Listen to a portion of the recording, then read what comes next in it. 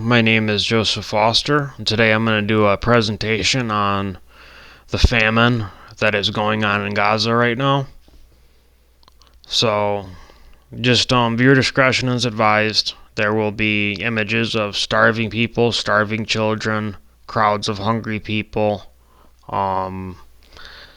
very graphic images of people starving, like what starvation does to the body, things like that.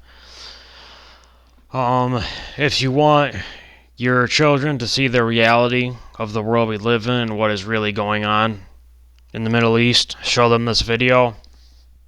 If you do not want to let your children see the graphic images of what's going on in Gaza, I would not show them this video. Use your discretion. There is no blood, no violence, nothing like that shown in this presentation, so keep that in mind.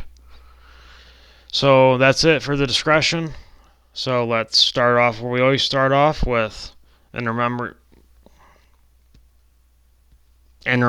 to all the children killed by U.S. bombs. Say over 67 children will be found dead in Gaza. Many more will be found in Lebanon, even more will be found in Yemen. And even more will never be found because they were vaporized. Some will slowly die an agonizing slow death all alone from their wounds because a building collapsed on top of them. We were all complicit and we were all accountable. We may not have dropped the bomb, we sure as hell didn't stop it from being built. Those children will be allowed in God's kingdom. I can't say the same for us. What is starvation? Starvation is suffering or death caused by hunger. What is famine? Famine is a severe and widespread shortage of food leading to malnutrition, starvation, and death. It represents the most extreme form of hunger crisis and is often characterized by a significant increase in mortality rates and extreme levels of food insecurity. Famine is declared when specific criteria are met, including extreme food shortages, high rates of child malnutrition, and increased mortality rates. Stages of starving to death.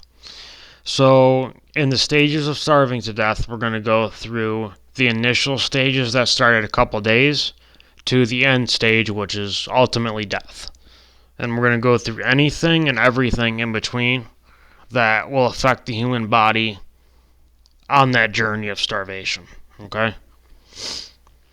Starvation is a complex and severe form of malnutrition that ultimately leads to death if food intake isn't restored. It involves a series of psychological and metabolic changes as the body desperately tries to sustain itself without adequate nourishment.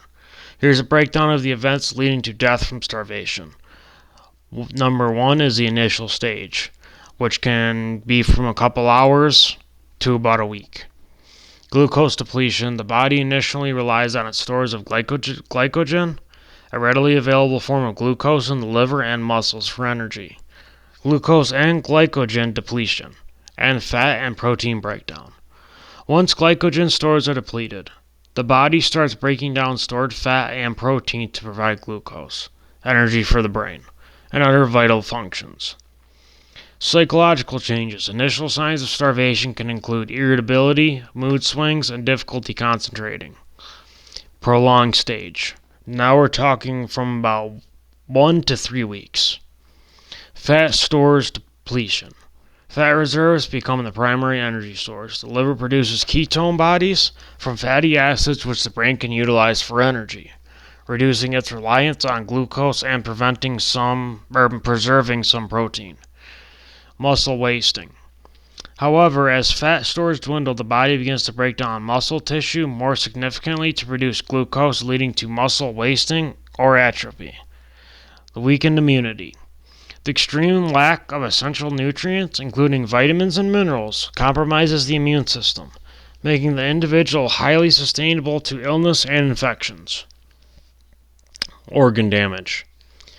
Prolonged lack of proper nutrition can damage organs, potentially leading to liver and kidney failure, heart damage, and neurological disorders. Brain function is significantly impacted, leading to brain fog, impaired memory, and difficulty concentrating.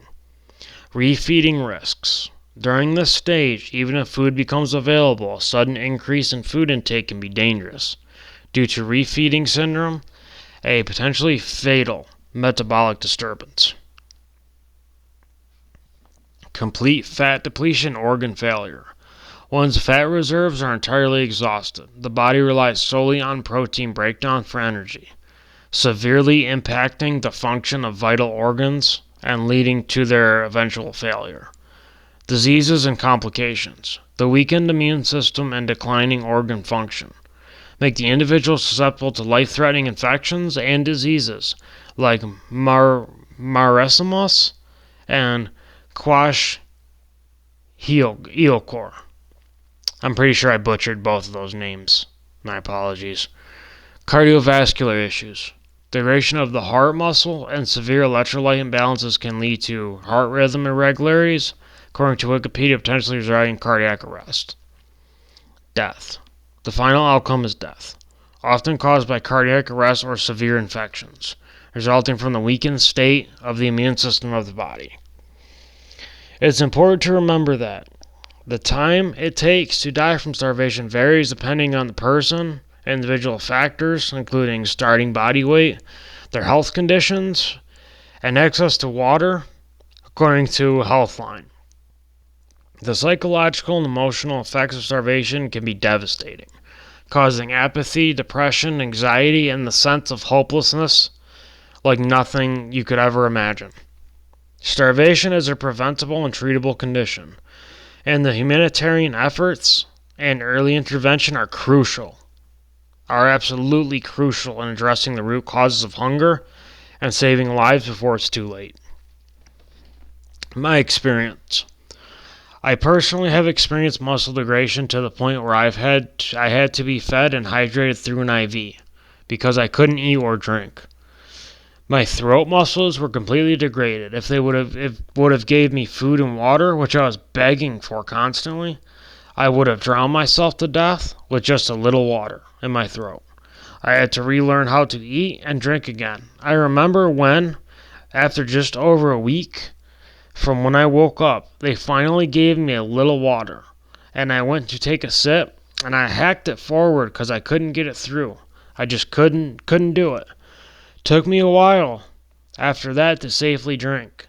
And that's in a medical setting after being in a coma for a month, after losing all my muscle due to compartment syndrome. All the children that are skin and bones in Gaza are going to have to be hospitalized, because even if you give them food and water, they will just choke and drown because they can't swallow anything. They would need a nutrient-rich IV and constant state-of-the-art care to make it, or they will die for sure. That's not up for debate. I've been in the position where I couldn't eat or drink. I know how that feels. And I was being taken care of in a trauma unit, not alone in the middle of the effing desert like all these poor kids.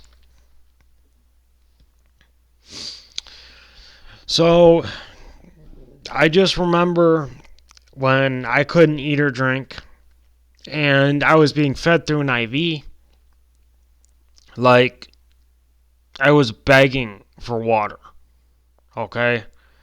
It's not that I was necessarily dehydrated. It's that I hadn't drank water in so long, and I hadn't ate food in so long, that it was like nothing else I had ever experienced. And I remember when I took my first drink of water after my throat, they thought my throat might be okay to drink water again, possibly. I remember going to take a little sip and just trying not to choke on it, and I had to hack it out. It was just the craziest feeling in the world to not be able to even drink water. Being incapable of drinking water. It's just so god-awful.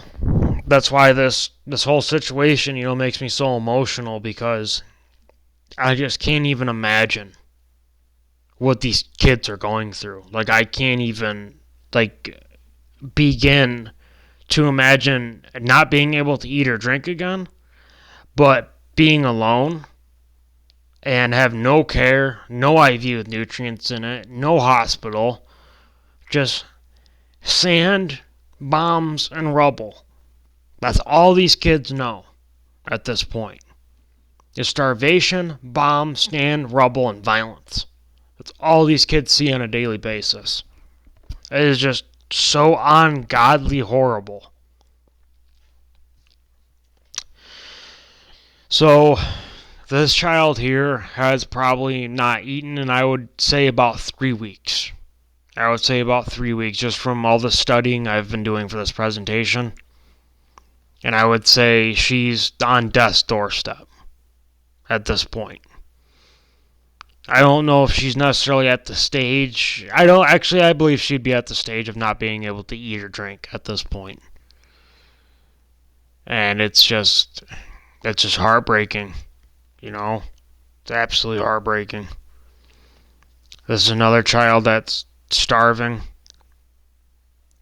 You know, that's probably his mother, I would imagine. It's just unbelievably horrible.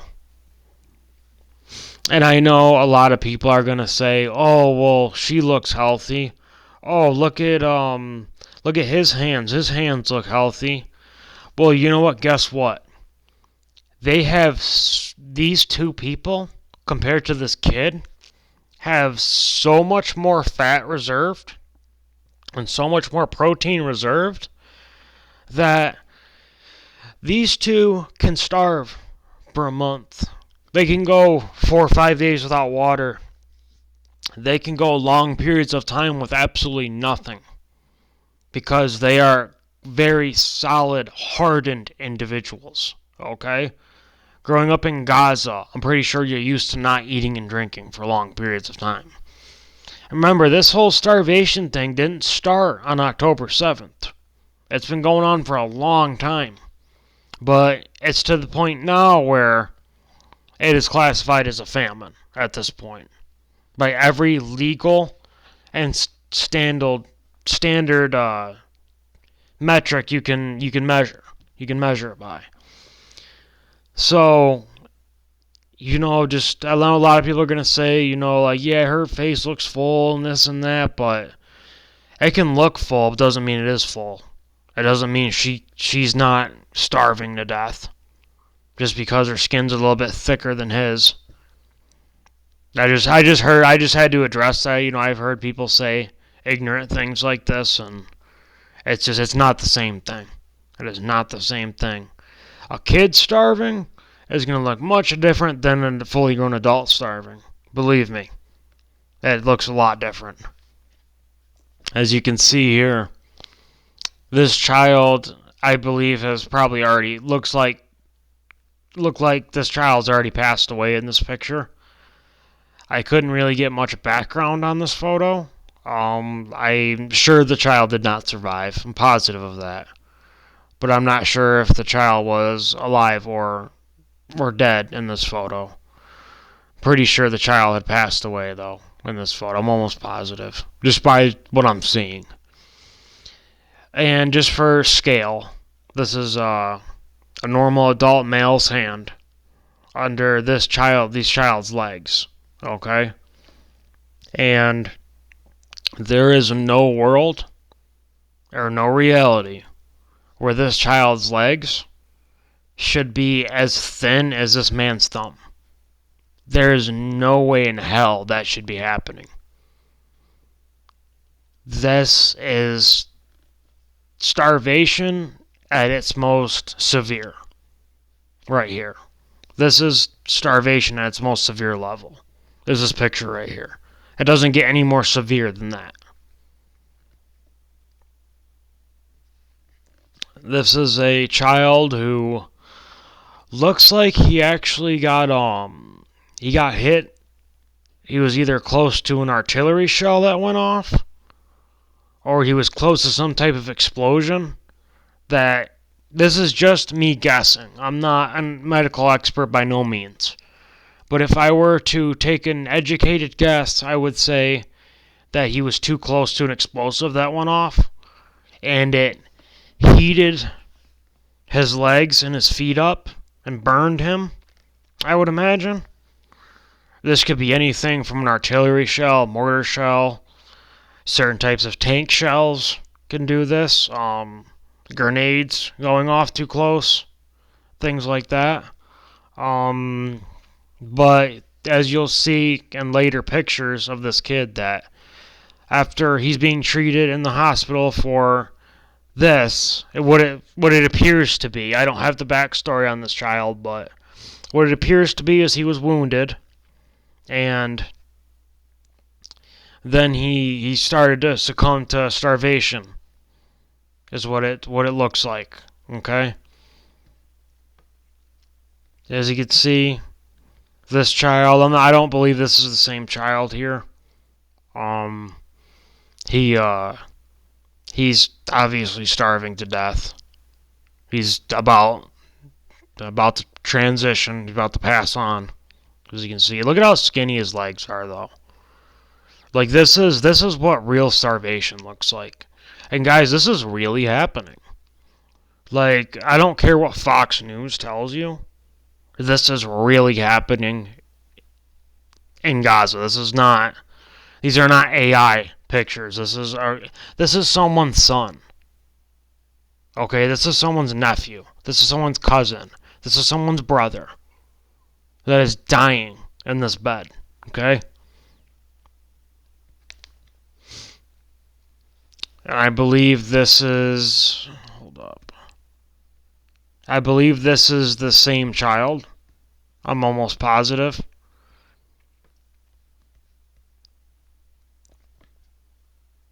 This is just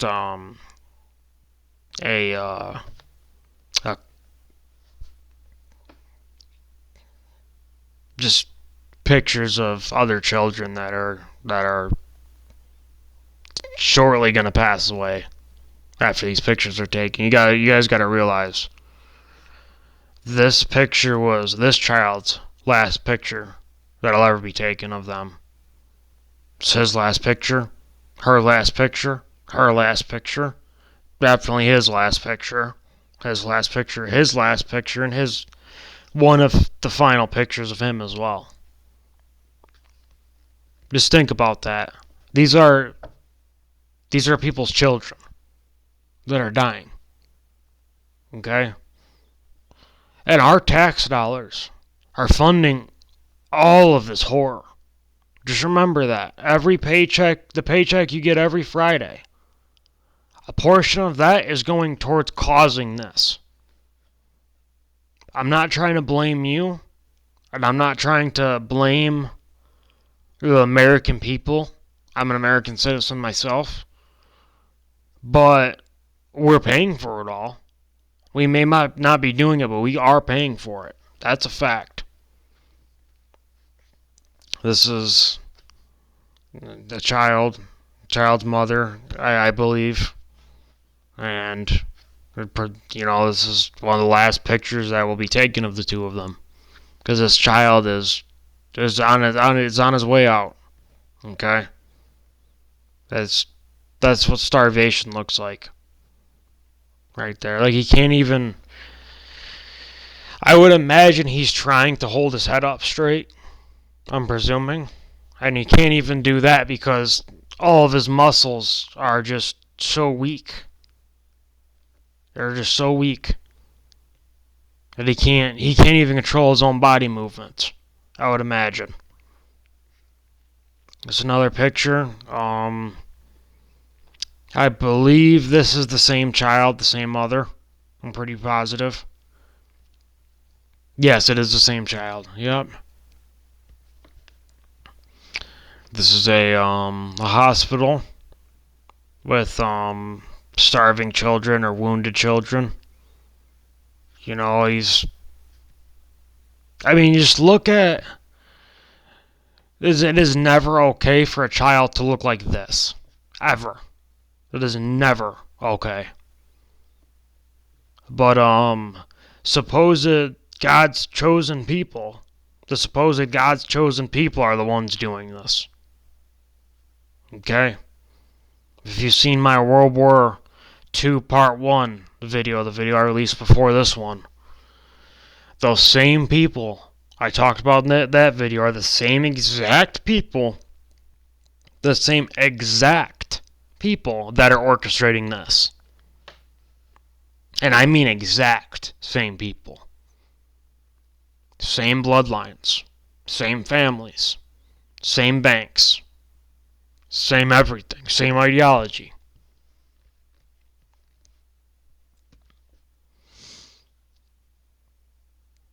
So, now we're going to move on to the Gaza Humanitarian Foundation, established in February 2025 and backed by the U.S. and Israeli governments. The GHF distributes food assistance at designated distribution sites.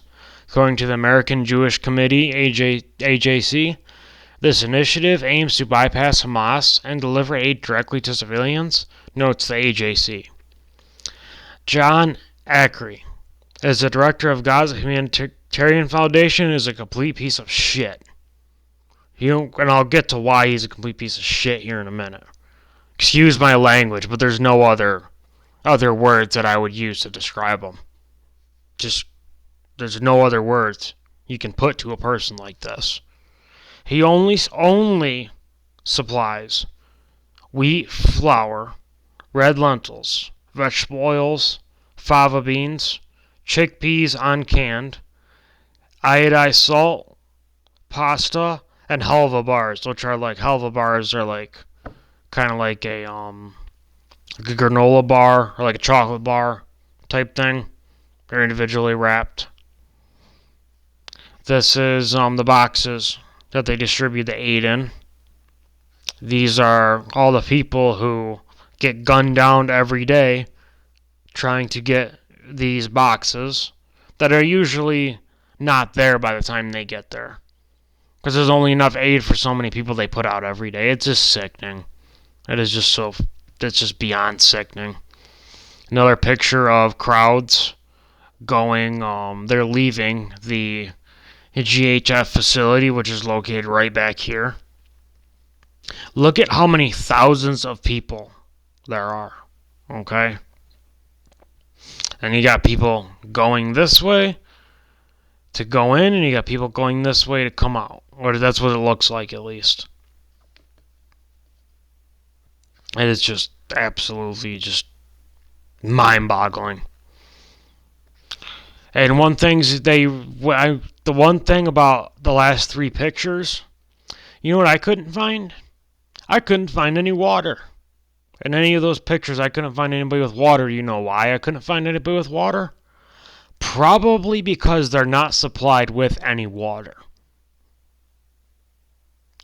To cook anything that they are given by the Gaza Humanitarian Foundation, you need water to cook all that stuff.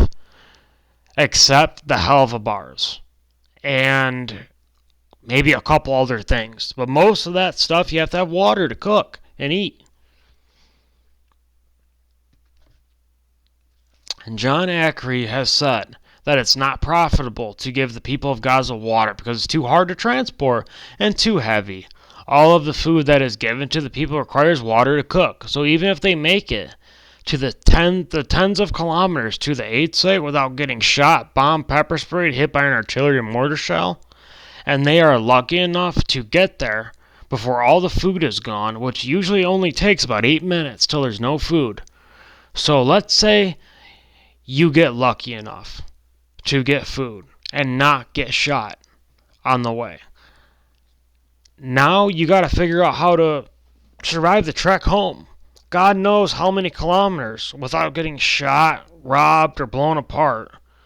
Now you have to find a pot, water, a heat source, and you better hope you can even drink or eat any of it, because if your throat doesn't work from malnutrition, you might as well try and find the one hospital that's not blown apart in all of Gaza and hope by some miracle they have space for you for an IV, and hope even if you get treatment that they have the right stuff to give you, because if they don't, that's it. It's over. There's nothing that can be done at that point. Hopefully you'll at least have a halfway decent place to spend your final days, if you even make it that long. That's reality for Gaza. That's what Fox News isn't telling you or showing you. Gaza Humanitarian Foundation distribution sites. So, there's these three in the south. Okay, this is Rafah, the leveled city of Rafah. Then you have Khan Yunis. Then you have, how do you pronounce that city? It's one of the only ones that are still somewhat standing.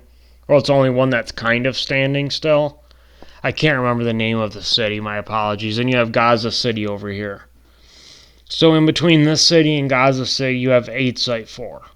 Which Aid Site 4 is probably one of the worst aid sites, because this aid site has to feed the whole north of Gaza. Okay? And mind you, these are all free fire zones. So let's continue. I'll show you what a free fire zone is. Well, first, I want to show you, this is the Netzarim corridor, which is, it divides North Gaza from South Gaza. Okay? And these are the aid sites. So, if you're in the north, you have to cross this corridor to get to any of the aid sites. So everybody trapped on this side of Gaza, your only hope for food is an airdrop or the ocean, which is also patrolled by Israeli troops as well. So, most of this is also a free fire zone too. It means they can shoot anybody they want in these zones. Now, one of the aid sites has been here since the 12th of April, which would be this site, I believe. Then there is this site since, let's see, this one, and this one, and this one were all built in May. Okay? Those are all built in May, I believe. They're set up. They weren't really built. I mean, they're built like shit. So I'd make it more of a, I would say more set up than built. 300 U.S. contractors paid $1,000 a day for 100-day contracts alongside Israeli conscript guard these sites. Anthony Aguilar, former officer in the U.S. Green Berets, claims that these sites are built to be death traps for the starving Palestinians, one way in, one way out, and that one entrance is covered by artillery, tanks, mortars, light and heavy machine guns, all types of grenades, excluding thermobaric and incendiary. Every other grenade, though, mind you, all the other grenades, except those two. And that's a lot of different types of grenades, if you don't know. Pepper spray, paintballs, everything that can be used to hurt a person, except thermobaric and incendiary weapons, are pointed at those entrances. We gave GHF $60 million in tax dollars to feed Gaza. And all that really has done has killed over 1,000 people between the 4 aid sites. It hasn't fed that many people. It hasn't done what it was meant to do. This is literally an operation to just trick Gazans into thinking they're going to get fed, but really they just get shot up every time. And mind you, none of these Gazan civilians are armed. None. There hasn't been one gun found among any of the bodies at these aid sites. Not one. So this is how an aid site works. Okay. This is from May 28th, 2025. So you have the entrance road, the exit road, the one way in and out, like I've been saying, the distribution area, which is right here, if you can see my cursor. You got guard towers. Then you have the main supply road that actually supplies the food into the aid site. And you have the storage area, which is back here. And this is also doubles as a staging area for troops as well. And you have this monstrosity, which is the security checks, making them go up, down, up, down, up, down, up, down. It's Forwards, backwards, forwards, backwards, forwards, backwards. So, Israel's war on Gaza. U.S.-Israel aid group slashes relief sites. While the previous United Nations-led distribution network operated about 400 sites across the Strip, which was true. There's about 400 sites before this. The United States and Israel-backed Gaza Humanitarian Foundation, GHF, has set up only 4 mega sites for Gaza's population of about 2 million Palestinians. It was 2.5 million, but they've killed over 500,000 people, so it's about 2 million now. And I believe that number is actually a lot lower than 2 million. I think they've killed a lot more than 500,000. But yeah, so you went from 400 sites to 4 sites. That's 100 times less places for people to go. That is just astronomically stupid if you're trying to feed people. To go from 400 sites to 4 sites. The UN and aid groups say that GHF does not abide by humanitarian principles and could serve to depopulate northern Gaza as planned by the Israeli military. Which that statement is true. This is definitely a trap for the civilians. That's a fact. So, like I was trying to explain a little bit ago, these evacuation warning areas are free fire zones, meaning that anywhere in red here, anybody in these areas can be killed at any given time for any given reason. Okay? So let's say an Israeli soldier murders a whole family in, let's say, Khan Yunis. They say they kill a whole family. There is no paperwork that has to be filed. There is no repercussions. There is no charges brought against that soldier or soldiers. There is nothing that will happen to the soldiers guilty of massacring that family because it's a free fire zone. Free fire zone means free fire zone. Kid runs out in the street, they'll shoot the kid. A woman with a stroller is going down the sidewalk, and they hit him with a tank. Don't matter. Free fire zone. That's how horrifying the situation really is. So you have a couple crossings actually into Gaza. You got the Biet Hanun crossing, which is closed. Gate 96, which is closed. Al Carrera crossing, which is closed. Karam Abu Salam, which is, I guess, has been open since May 19th to get aid in to Gaza. And obviously the Rafah crossing is usually closed. They're letting some Palestinians through the Rafah crossing though, to go into Egypt. But not many, though, to be honest. Very, very select people get to go through this crossing, seems like, to me, at least by what I've been observing. Now we're going to show you what Gaza looks like. So I know this is a bad picture. I couldn't find a better pixelized version of this photo at the moment, but this is Gaza level to the ground, as you can see. This is all of these people, I'd imagine, on their way to an aid site, just by analyzing the photo, are on their way out of this zone to evacuate. As you can see, this is a complete hellscape. There is no safely intact building in this whole picture. I think the only building that could possibly maybe support human life would be this building right here. That was the only one I could pick out from this whole picture. You know? And you know what the Israeli military's excuse is? They say that every one of these buildings that they're bombing, Hamas was in. Okay?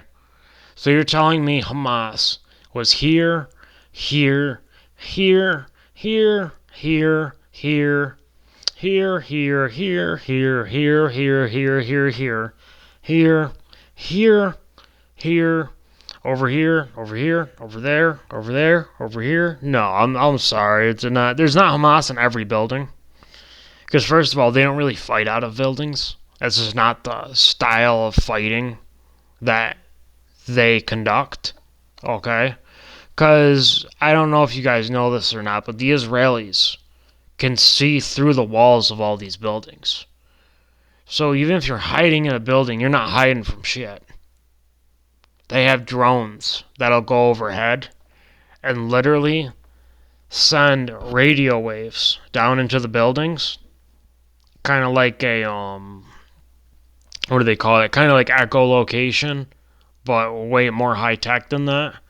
And it literally can tell the Israelis what the person has in their hands, what gender they are, how old they are. Sometimes they can even identify the people through the mapping made from these radio waves. It is literally that precise. I've seen videos of this technology in action, and it is just unbelievable. Every bomb the Israelis drop, they know who it kills and who it wounds. Israel does have a kill count of how many people they have killed. They know how many people they've killed. Because they're such a technologically advanced military that they don't just shoot at random. They don't blind fire at shit. Every munition the Israelis send is for a purpose. Okay? As much as I hate the Israelis, I have to give them credit for how they implement their weapons. Okay? Because when it comes to like let's say there's 5 Hamas fighters in this building, and there's 5 Israelis in this building, if you can see my cursor here. If these Israeli soldiers feel like these Hamas fighters are going to smoke them in a head-to-head fight, which is usually what happens, by the way. If there's 5 Hamas fighters against 5 Israelis, and there's no support from either side, these Hamas fighters smoke those Israelis every time, okay? They're much better warriors, the Hamas fighters are. But, with that being said, the technology's all on the side of the Israelis, though. All they have to do is pull out a case. They open this case, and a bunch of mini drones pop out, okay? And these tiny drones will go from this building to this building, and they will literally latch onto the foreheads of the Hamas fighters and neutralize them. I've seen videos of these things in action, and I'll tell you, it is the most despicable, horrific thing you'll ever see of these drones in action. It is just ungodly how fast and efficient those drones can just wipe out a group of people. It is just horrible. But that's the level of precision and brutality deployed by the Israeli military. Okay? So they know how many people they've killed. They know. They'll never admit it, but they know. So this is another picture just to show you all the rubble. You know, this road that's going through here is not a this road is made out of rubble as well. Because you got to realize is that this whole area was just rubble. Then bulldozers came through and carved this road from the rubble. And completely crushed the concrete underneath the dozers. That's what creates all this dirt. It's not dirt. It's concrete dust. And dirt kind of mixed together. But I just can't imagine how many people are buried underneath all this rubble. I can't even imagine. I can't even begin to speculate. It's just absolutely horrible. It's another picture. As far as the eye can see, just death and destruction as far as you can see. And you know, there are some photos that I've analyzed from this conflict where I've actually seen, you know, body parts just sticking out from the rubble in photos. Okay, I didn't show any of those photos here because I just wanted this to be I didn't want this to be more graphic than it needed to be, just considering what we've seen already. You know, I was gonna go back and, you know, try to explain, you know, what I believe was the situation for that one kid who looked like he got hit by the bomb, but I couldn't even go back through the pictures. I couldn't do it. I can't. I have never worked on a project where I would work on it for a couple hours and I would have to take a break, do something completely different, then come back to it, work on it for a couple hours, just because it's really hard to study and put together a project on something this horrific. Okay? It is just absolutely just. This is the most disgusting portion of human existence I can recall. There has never been a point in human history that I know of where people were just live streaming themselves genociding another group of people on TikTok. You can go on TikTok and watch a genocide be carried out. Just think about what I'm saying for a second. You can go on Telegram, go on TikTok, go on Twitter, go on YouTube, and you can watch day by day as a genocide unfolds. And there's nobody going to help. Nobody. And the people who, well, I can't say nobody. Okay, there are doctors I've seen interviews of, very heroic doctors, who have also been killed by Israeli forces.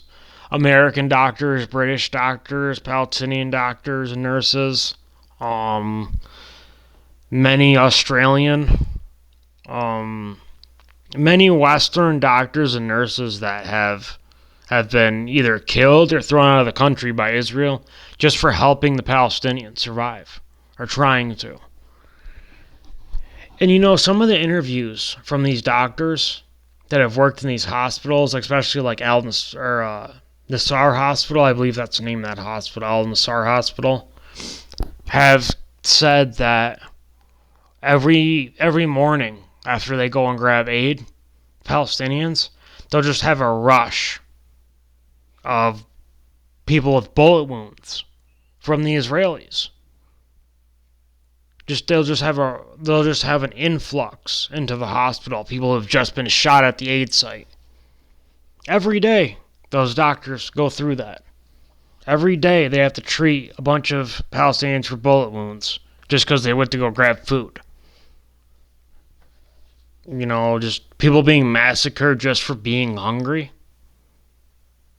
Can you imagine let's say you go to Kroger's because you're hungry, and you get shot for it because you're hungry?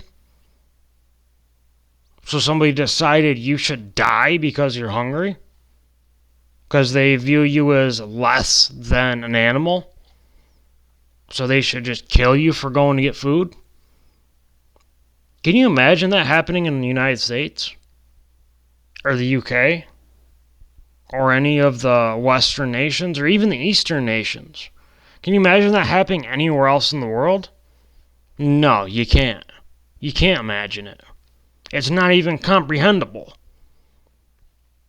But you know who it is comprehensible to? To everybody in this picture. That's who it's comprehensible to, because that's what's happening to them as we speak.